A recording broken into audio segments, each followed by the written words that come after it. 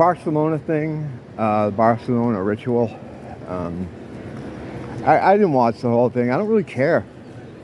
You know, after seeing after seeing the Switzerland tunnel opening, I mean, it's hard to top that.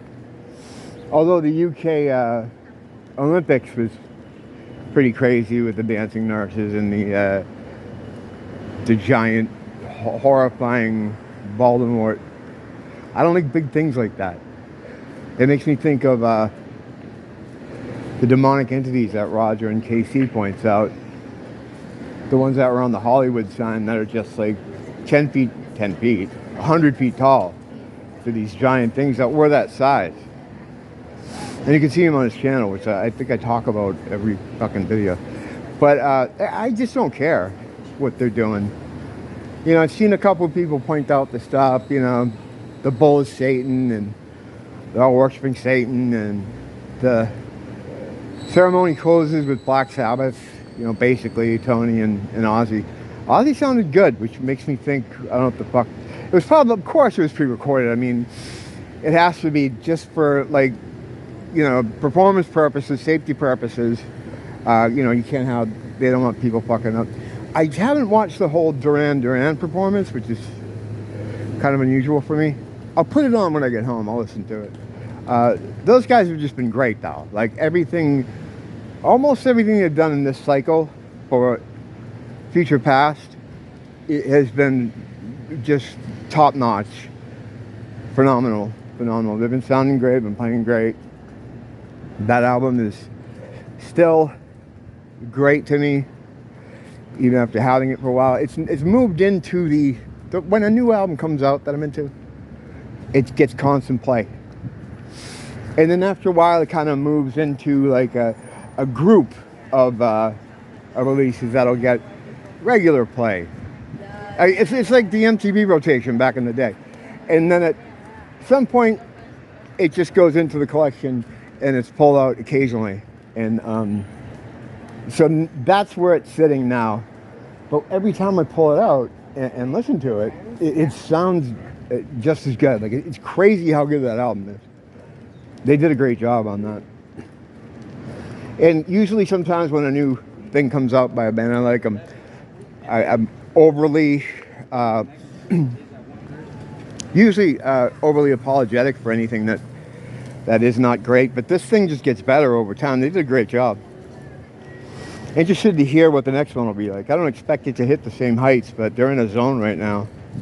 You know, I think it's a major improvement over Paper Gods, which wasn't bad. It was just kind of scattered and had a lot of stuff that didn't really sound like them. They were trying different things. They settled into this kind of groove of an album where they try to stretch out, and then an album where they play to their strengths. I think they see it as like, you know, we want to keep moving and we don't want to make an album that sounds like Rio, whatever. I understand that, but that's their strength, you know, so why not play these strengths? I've talked about Future Past to death. There's nothing else to say about it. But yeah, I didn't see that performance. I'm going to watch it. Or I'll just have it, I get a little project in the house today. I'll just have it, crank it in the background. I'll probably listen to it more than watch it, as I usually do, you know. But I know they probably have a lot of connections to this stuff too, and I just don't like to look into it because I know it's there, but it's one of these horizontal pursuits. And these rituals have also, for me, gotten into the category of horizontal pursuit. Like if you got a couple minutes and you want to laugh or cry, depending, it's you know. But I don't need to make the connections with this. I know it's there. And I'm sure there'll be, like the other rituals, like we'll be able to return to this in the future when other things happen, like we did with many of the other ones, the two I just mentioned especially. They become things that when you first watched it, you're like, what this is weird, what does all this mean? You, with the lens now, you can recontextualize what it is, and you know, like the dancing nurses and around the sick beds. I didn't know what the fuck that was all about. After Cove, though, you understood what what the imagery was. And much like the now we're learning about the possibility of more hands-on mind control, and that makes more sense with the 2016 Switzerland tunnel opening, where you saw like the slave-like people shuffling along over building things for them without their best interest in mind, falling to their death and things like that. So like I don't need to see it. I don't need to see it. It's just gay. I'm just tired of it. It's like whatever. Look at what we're doing now. It's like whatever. No one cares. You guys are cringy edgelords, and you do bad stuff to kids. So I'm not going to give you my attention. That's the problem with looking into any of this stuff, especially when you're talking about the occult or esoteric type knowledge that has to do with the darker side of things. You're giving an energy. You know, the more you talk about certain things, you give that power, you make that real. That's just how things work. That's how we create stuff. It can be in the same way. It can be used in a good way too. Like the other day I was talking about whether or not Jesus Christ was a real man or not, or if he's a character, an amalgamation of all these people. I think he was a real guy, but if he wasn't, then he certainly is now, because he's been created by the goodwill and prayers and things that people have done in his name, in the name of good. And I know it has an effect here, because if you say that in front of one of these demon-infested people, they leave, they run. They don't want to hear. They don't like his name. They don't want to hear it. So whether he existed historically or not, he exists now in some way as a force, as a powerful force, and they're really scared of it. That's a way to shut them down quick. And yeah, I mean, so that's a good way you can use it too. It's all your intent, your will, your imagination. These things are what coalesces to be able to create the world around you. You have the more people the more people you have with the same thoughts, same intent, same imagining of things, the more real that's going to become, the quicker it's going to become real, or real with air quotes, and that's just how it works. You know, that's how it works. I see people make that connection sometimes between imagination and reality, and they'll like make a joke about it or say something. It's like, wow, it's almost like. It's like, yeah, it's almost like, because it is like. That's exactly how it works. You know, I've been working on and off on thought forms. I was trying to, in my mind, create a projectile. Not as a weapon, but just as a way to move something here over to there. And when you can involve your body in it, it does tend to help.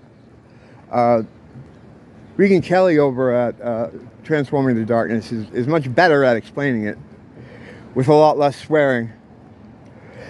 But I was trying to imagine the weight of something, and I found that something that was helpful to me was to think of a sling, like not like a slingshot, but like something, a cloth sling or a rag, and you'd put like imagine a bowling ball in it for the weight, and I'd move my hand, and as I'm moving my hand in my bedroom looking like an idiot, whenever it would come down at the bottom, when it would get closest to the ground, is when you'd feel the weight the most, like it pulls on it. And what that does is that helps you detail an item in your head or in your mind or in the ether, because it gives it a weight that you've interacted with at some other point, or that reminds you of, oh yeah, this is how a heavy thing feels.